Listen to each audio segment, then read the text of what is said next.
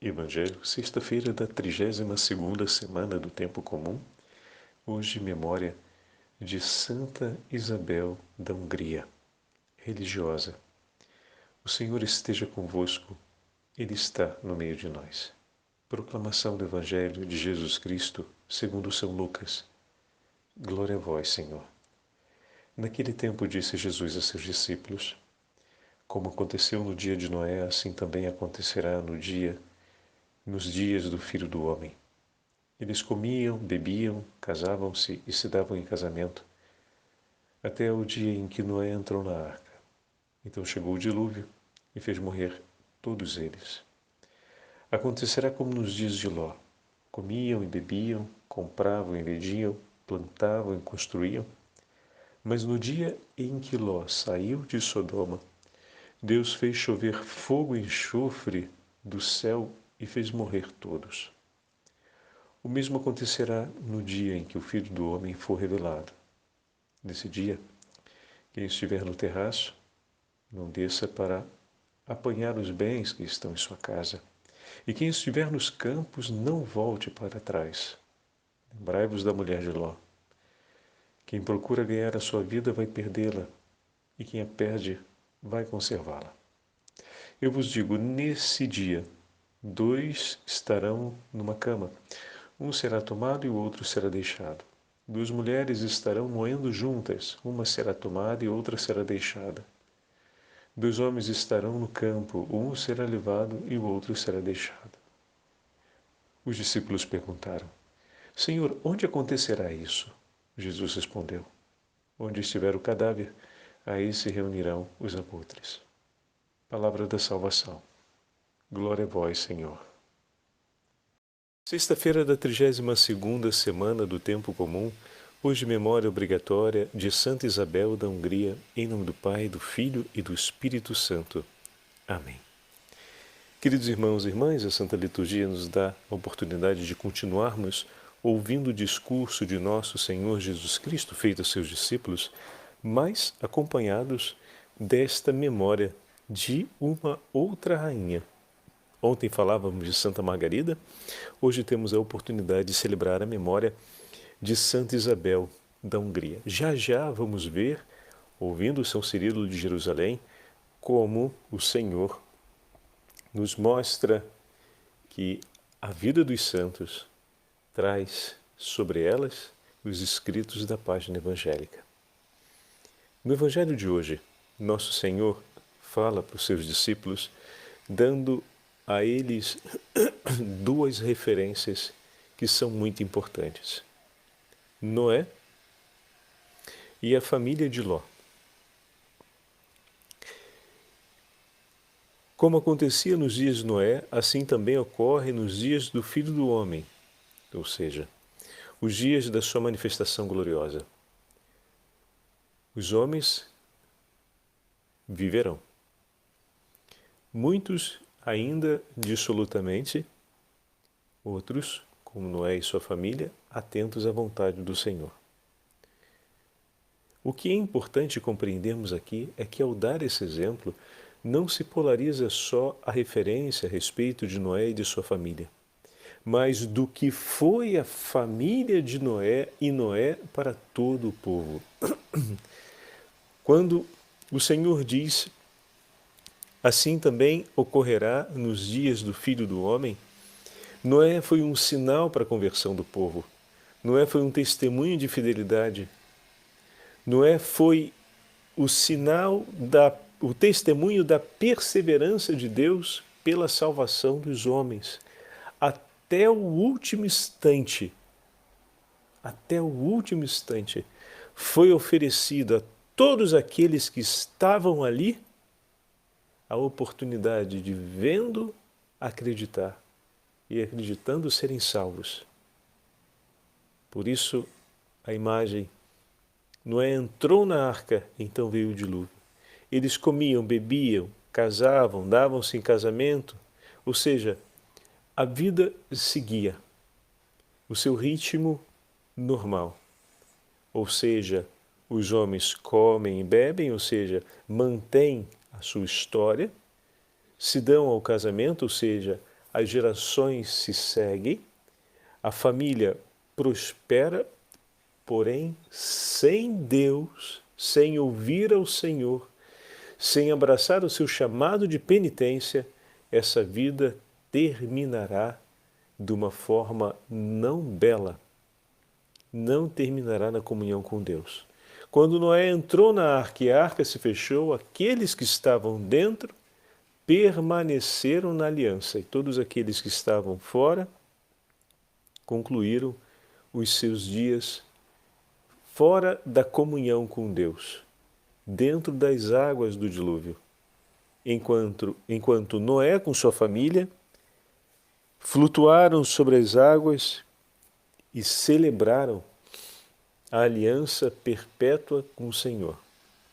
Então essa é a imagem forte que o Senhor está nos colocando. O mundo segue o seu ritmo e nós estamos dentro. Quantas pessoas às vezes sentem o chamado para a maior companhia de Deus, sentem o chamado de uma maior proximidade com o Senhor, mas dizem, vou deixar isso para um outro momento da minha vida, porque agora sou ainda muito jovem, quero aproveitar os dias que tenho, para depois que tiver aproveitado bastante, fazer um discernimento. E bom, recorda-te de uma coisa, pode ser que esse discernimento não seja o melhor, antes de mais nada.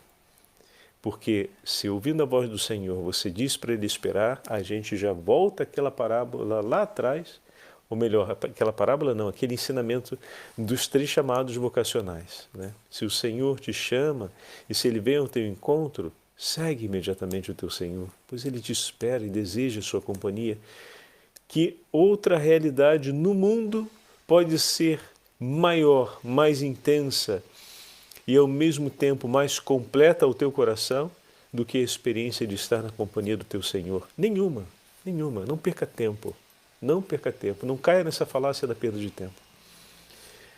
E porque depois a gente pode, como se fala em italiano, se enfangar tanto, ou seja, se sujar tanto, ficar tão atolado nos problemas e naquilo que foram as chamadas, entre aspas, experiências que me ajudariam a discernir, que o discernimento termina feito, foi tudo perdido. Porque você se atolou tanto e se meteu em tanta atrapalhada que não dá mais para sair. Então não caia nessa falácia. Ao mesmo tempo, uma outra que vem é aquela do eu sou muito jovem, agora é hora de trabalhar, de ganhar a vida, de mandar a família para frente. Quando eu ficar velho, eu estou vendo aí, ó, a maioria dos idosos vão para a igreja mesmo. Então quando chegar a minha idade de estar lá, eu vou também para a igreja. Mas agora, eu ouvi o que minha mãe me ensinou, eu ouvi o que os meus pais me transmitiram, sei das realidades da família. As crianças agora estão no catecismo, eu estou vendo isso, que é importante para elas ensinar, mas quanto a mim, eu vou deixar para um pouco mais à frente na minha vida, porque agora tem tantas outras coisas que me parecem tão urgentes e necessárias que estejam no primeiro lugar, ao menos, das minhas preocupações. Cuidado para não ser como a semente que caiu no meio dos espinheiros e foi sufocada. Esse é um pensamento altamente arriscado e fora daquilo que o Senhor te propõe como bênção e como graça. Porque adiar a companhia do Senhor para deter-me sobre aquelas preocupações do tempo pode me levar a terminar sufocado pelas próprias preocupações e pelo próprio ritmo da vida. Não permita que isso venha a acontecer. E no tempo que o Senhor te deu, aproveita que teu filho está fazendo o catecismo, aproveita que as crianças agora entraram para fazer a crisma, isso é uma novidade, você se deu conta que ainda não fez e tem a possibilidade de fazer a crisma de adultos, não perde tempo, vai lá. Está começando a conversar com a sua noiva sobre a possibilidade de vocês se casarem, e daí o padre perguntou sobre a questão do crisma, e você se deu conta que ainda não fez o crisma. Para dizer a verdade, você nem sabia bem o que era isso, né? Só a primeira comunhão, ou então talvez alguns nem a primeira comunhão fizeram, e o padre faz a proposta, então, que tal se prepararem um pouco mais e você completa os sacramentos? Vai ao encontro do teu Senhor, se lança nos braços dele, esse vai ser o tempo mais bem aplicado de sua vida. Essas vão ser as duas conquistas, a primeira comunhão e a crisma, ou então a crisma, a conquista que vai fazer toda a diferença na sua vida matrimonial, porque sem Deus ninguém permanece unido para sempre. A aliança eterna se dá na comunhão com Cristo, se dá na comunhão com o Senhor, e o vínculo do sacramento nos lança na comunhão eterna, porque nos unimos pela fé que professamos e nos unimos com um vínculo vitalício por todo esse tempo que aqui estamos, para que juntos estejamos eternamente no céu. Então, você precisa desses dois passos que vão fazer toda a diferença, sim, no seu matrimônio, fazer a primeira comunhão e poder, ou então fazer a primeira comunhão e a crisma, ou então receber o sacramento da crisma. Vai, não perde tempo, não deixa para depois. Lembra o texto de hoje?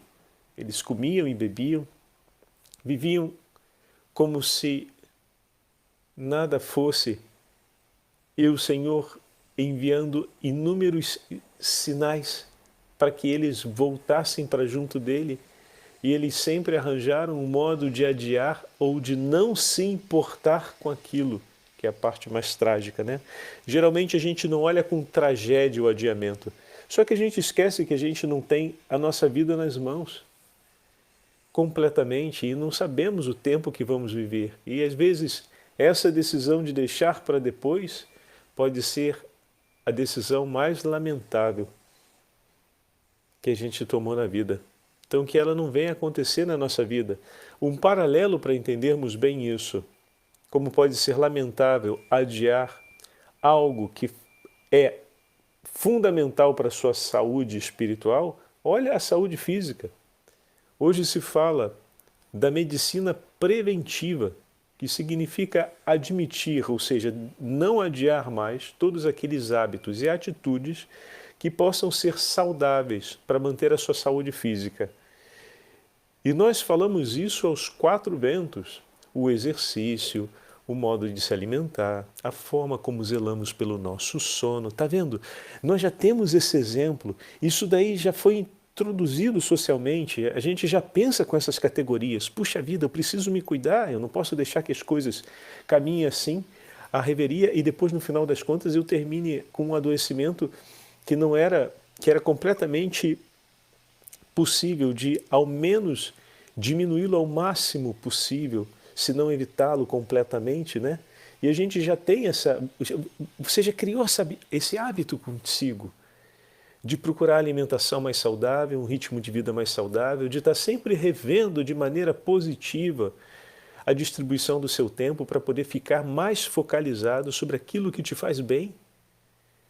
Procura dormir de uma maneira melhor, até estar aprendendo a rever bem a qualidade das relações, para que elas não sejam, para que elas não nos tire, não nos prive da liberdade na hora de estarmos na companhia do próximo, do outro. Agora é a hora de admitir esses mesmos passos para a sua saúde espiritual. Se a saúde física, que é perecível, ela recebe tanta preocupação e nós estamos aprendendo a cuidar dela com uma educação social, com o testemunho dos santos e das santas, com os ensinamentos da igreja, nós podemos e precisamos com urgência admitir esse cuidado da nossa saúde espiritual. Então não adie, não coloque para depois aqueles bons hábitos para a sua saúde espiritual.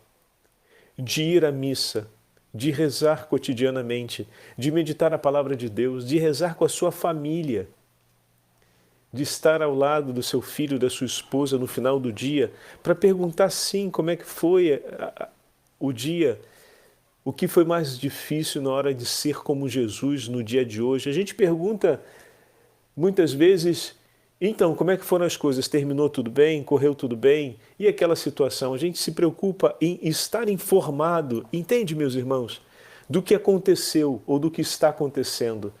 Mas às vezes a gente não pergunta muito sobre como foi para você viver o que Jesus viveu, fazer o que Jesus, colocar em prática o que Jesus ensinou naquela situação.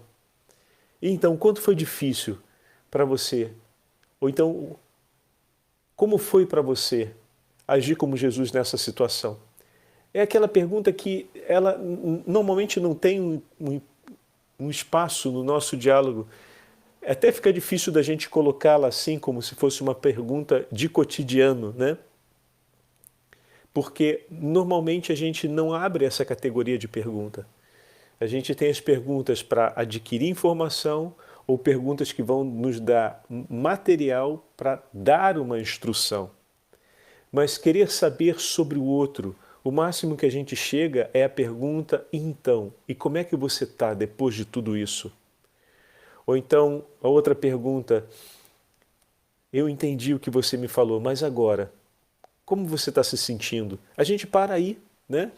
É importante, essas são as perguntas, digamos assim, mais íntimas que a gente faz sobre a condição do outro na experiência de vida que ele leva. Mas a gente pode incorporar essa outra, depois que a pessoa teve a oportunidade de falar de si, acrescenta: e como foi para você? Colocar em prática o que Jesus nos ensinou nessa situação. Foi fácil, não foi fácil, foi difícil, não foi difícil, são respostas bem categóricas, né? Mas que a pessoa possa ter a oportunidade de falar. Ou então, enquanto você estava me falando, eu estava lembrando daquilo que o Senhor nos ensina. E, poxa, vendo o que você fez, eu percebi bem o quanto chegou perto. Você se deu conta disso? Ou então, depois disso tudo, eu estou vendo que o teu coração não está ainda um coração, não está ainda, perdão, não está um coração, não se tornou um coração de guerra. E que no meio disso tudo foi um sofrimento terrível para você passar por essa situação. Mas eu não estou vendo nas tuas palavras um espírito de vingança contra teu amigo, contra teu irmão, contra tua irmã, contra esse teu colega de trabalho. E bendito seja Deus, sabe, por isso, porque seria tão ruim se tivesse esse espírito no teu coração. Que bom que nosso Senhor te preservou e que você pode continuar se preservando disso, pedindo a Ele ajuda. São essas aquelas palavras que vão acrescentar esse passo a mais. Porque, como diz o texto, eles comiam e bebiam, casavam, se davam em casamentos, a vida seguia até que fechou-se a porta. Até que completou-se o tempo. E naquele momento em que o tempo se completou, os que estavam em aliança permaneceram, os que não estavam em aliança ficaram sob as águas. A mesma imagem em equivalência o Senhor vai usar para Ló. Do mesmo modo como aconteceu nos dias de Ló, comiam, bebiam, compravam, vendiam, plantavam, construíam. Mas no dia em que Ló saiu de Sodoma, eis que veio o fogo do céu com enxofre, fogo ardente, e destruiu tudo, tudo. Então, mais uma vez, o texto de Ló era um contexto social terrificante, onde os homens se davam a todo tipo de devaneio, de folia, de loucura, de bizarrice na vida social e construíam entre si relações extremamente degenerativas, violentas, brutais. E bom, o que aconteceu? No meio desse contexto tão terrível, a família de Ló perseverava, guiados por nosso Senhor. E eram um luzeiro dentro daquele contexto de trevas. Até o dia em que o Senhor, até o dia em que se completa o tempo para a conversão daqueles que ali estavam, até o dia que se completa o tempo da vinda do Senhor. E aqueles que estavam perdidos nas trevas do que se tornou a vida deles, é tão triste essa expressão, perdidos nas trevas daquilo que se tornou a vida deles, terminam fora da comunhão com o Senhor. O Senhor conduz Ló e sua família para fora daquela cidade e todos aqueles que escolhem permanecer naquela cidade e não escolhem seguir para o lugar que o Senhor indica, perecerão. Quantas pessoas escolhem viver uma vida de folia, uma vida de loucuras, uma vida de devaneios, nessa cidade do tempo, da história, a cidade dos prazeres, das excitações, das satisfações, a cidade da felicidade temporária, essa cidade construída do grande happy hour, onde a vida parece que deve ser dividida em duas etapas, com apenas um interstício entre uma e outra, que é aquele onde a gente amarga uma dureza de realidade que não dá para espremer entre os dentes. A vida se divide em descanso e curtição. E esse espaço do meio é o espaço onde o meu eu quero tem que se dobrar, porque se eu não conquisto o mínimo de dinheiro e de estabilidade social, tanto descansar como curtir se tornam duas possibilidades muito distantes. E aí, aquele interstício considerado de dor, de perda, de um sacrifício tremendo, mas que vai se tornar depois um interstício de grande egoísmo, pode ser até mesmo uma jaula de soberba, um lugar onde se enjaula os homens pela soberba, entre a curtição e o descanso. Bom, pode acabar se tornando essa cidade a cidade da morte eterna. Muitas pessoas vivem a vida dividida nessas duas categorias e empenham todas as suas energias nisso, para conquistar essa cidade, a cidade da curtição, onde se descansa para se curtir mais e onde por algum tempo se tem que sofrer de algum modo para poder continuar curtindo. E aí entra o trabalho, a família, alguns relacionamentos, alguns deveres e obrigações sociais que pela lei, não pela escolha do coração que ama, mas pela lei, são constrangidos a cumprir para se manter. Quando moralmente não se pode, nem menos flexibilizar a lei, se sofre. Meus irmãos e minhas irmãs, os testemunhos de hoje de Jesus no Evangelho nos marcam intensamente. E a nossa santa do dia de hoje, para concluirmos a nossa meditação, foi aquela que foi levada aos 24 anos. 2 estavam trabalhando, um ficou, outro foi. 2 estavam dormindo, um ficou, outro foi. Mais uma vez o Senhor mostra essa diferença na hora do sono, ou seja, aquele que repousa, aquele que trabalha, está completando o agir de sua vida, está no momento em que entregou sua vida nas mãos do Senhor e por aí vai. Santa Isabel da Hungria, desde muito pequenina, sempre buscou o que era de Deus e viveu uma vida toda voltada para a caridade. Como princesa e depois como soberana, ela entregou sua vida para cuidar dos mais pobres. E quanto mais conhecia e mais amava, mais se entregava, ao ponto de entrar para a ordem terceira, de acumular uma série de problemas em famílias, porque não aceitavam que ela cuidasse dos mais pobres e necessitados de sua casa, até o ponto de dedicar-se a cuidar dos leprosos, todos aqueles homens que tinham ido participar das cruzadas e voltaram adoecidos e terminavam abandonados à morte. E ela tomava-os para cuidar deles. Edificava casas, que depois vão ser chamadas de hospedarias e mais tarde de hospitais, que cuidavam dessas pessoas e se dedicavam na atenção por elas, a fim de que tivessem a dignidade restituída pelo ato de caridade daqueles que cuidavam delas. Eu escolho viver uma vida para restituir a dignidade do meu irmão, sendo por ele caridade. Essa foi a escolha de Santa Isabel da Hungria. E que seja a nossa escolha também. Diante do ato de amor que o Senhor teve para conosco, que a nossa escolha seja essa. E que nessa vida nós possamos viver seguindo o exemplo e o testemunho dos irmãos que nos precederam nesse caminho. E aqueles que conosco caminham nessa estrada, oferecendo suas vidas como gesto de amor e caridade pelos nossos irmãos e irmãs que sofrem, a fim de que todos possamos chegar juntos no reino dos céus. O Senhor esteja convosco, Ele está no meio de nós. Pela intercessão de Santa Isabel da Hungria e pela intercessão da Santa Mãe de Deus, abençoe-vos o Deus Todo-Poderoso, Pai, Filho e Espírito Santo. Amém.